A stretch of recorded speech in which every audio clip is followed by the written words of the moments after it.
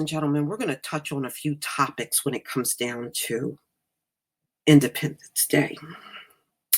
First of all, the flag was not made by Betsy Ross. That's something they have been lying about all along. John Ross, her husband, bought a slave named Oyo. Oyo was an expert seamstress. She made clothes for the Ross family. She also repaired clothes and she designed clothes. She is the one that made the flag. But just like inventions in the United States, the slave made the invention and some white person in the patents office would put their name on it. Well, the same thing happened when it came down to the flag, but this woman did not make no American flag. Oyo, her slave, made the flag, and Betsy Ross just sat around looking stupid. So there you go. Now, the Revolutionary War, ladies and gentlemen, our people fought on both sides. There were black soldiers on the British side, and of course, the slaves on the American side. Now, how did they get these slaves out there to fight? They promised them their freedom, ladies and gentlemen. That's how they did it. So these slaves went out there hoping if they win the war and pick up arms for the United States, they would somehow be free. And they got double-crossed. The British side actually did release the blacks that fought for them. They gave them their freedom. The American side put them back on plantations.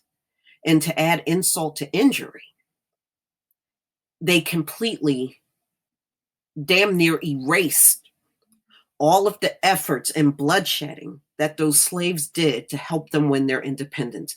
No defense, but your ass got to be sorry as hell to the point where you can't even win your independence unless you got a bunch of slaves out there fighting. That's pretty damn sorry. So there is no reason for our people to be going out there to celebrate at some barbecue when we were not free at all. Okay? How low can you go when somebody shows that amount of loyalty and in return you throw them back out on the slave field and pretty much ignore everything they did to help you win your independence? That's pretty fucked up. But that's what happens, ladies and gentlemen. You know, I gave up on many of these holidays even before I found out who I was. It just didn't feel right. I used to always ask myself, what does this holiday got to do with me? And if I couldn't answer that question, I didn't celebrate that holiday. It didn't make sense to do it. Now, Frederick Douglass actually did a speech calling out the hypocrisy of America and its cruelty on Independence Day when it came down to their slave. He understood what happened. Number one, he knew that the slaves were not created in their constitution equal, and they were denied all of the liberties that whites had during that time. Now, Frederick Douglass knew real well what slavery meant. He was a former slave himself. But he actually did a speech. And he called them out on their mockery and hypocrisy when it comes down to the American slave on the 4th of July. So he was telling them, you know, Independence Day alone is a gross injustice and cruelty to which he is the constant victim. To him, your celebration is a sham. Your boasted liberty, your unholy license, your national greatness, swelling vanity, your sounds of rejoicing are empty and heartless, which he's right. Okay?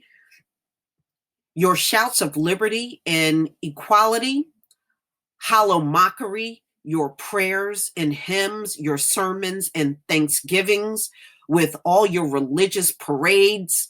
And he's right. And it's deception, it's hypocrisy. And he called them out. He gave a speech telling them what hypocrites they are. Because he knew this was not independence for his people. But, even back then, 1862, during the Civil War,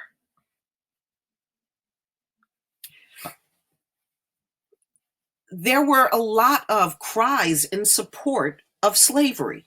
Remember, they didn't want to give up their slaves. But see, when you see a lot of things that are going on today, when it comes down to farming, you understand why they wanted to hang on to the slaves. These folks do not do well out in the baking hot sun with their skin.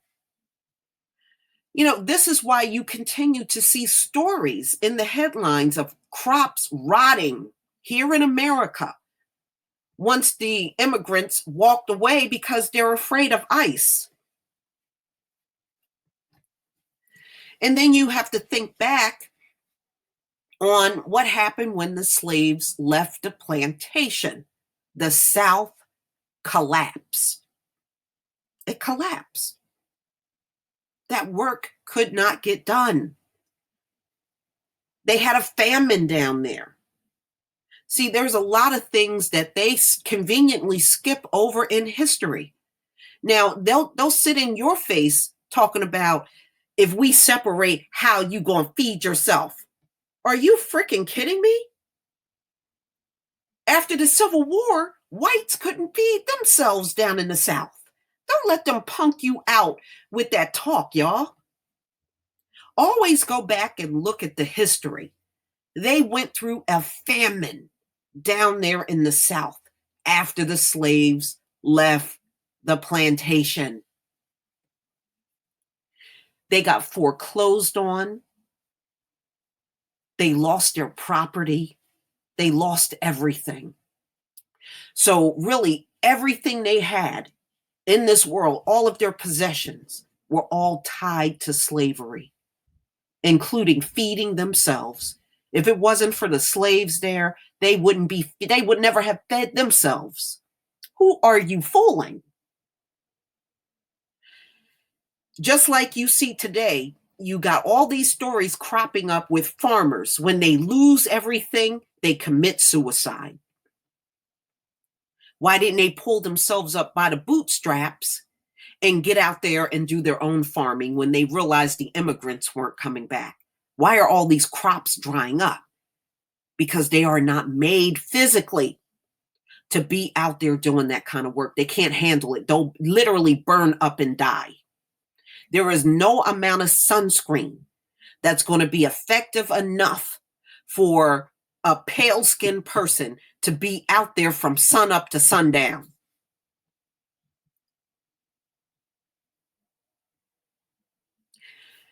Ladies and gentlemen, there is no greatness in what America did to gain their independence. Nothing. It was straight up evil to make people believe they would be free if they helped you. And then you threw them back in the slave plantation and fields. That's evil. Please make sure you learn the real history behind the Fourth and not lies that they put in textbooks. It got to the point now where they are trying to say that Black people came over here as workers. We wanted to come to America. And that's a damn lie. we wanted to come here, and they're trying to reclassify chattel slavery with indentured servitude, which is something entirely different. We were not migrant workers that came over. But see, it goes back to us having our own, making sure your kids get the correct education and not their watered down, half truth, half lie education. And at this point in the game, I don't think they should be trying to educate anybody. But, ladies and gentlemen, the 4th of July is not our independence.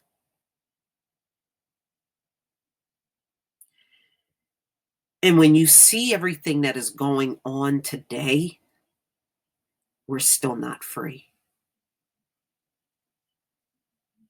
I'm not going to go fire up a grill and play pretend for one day.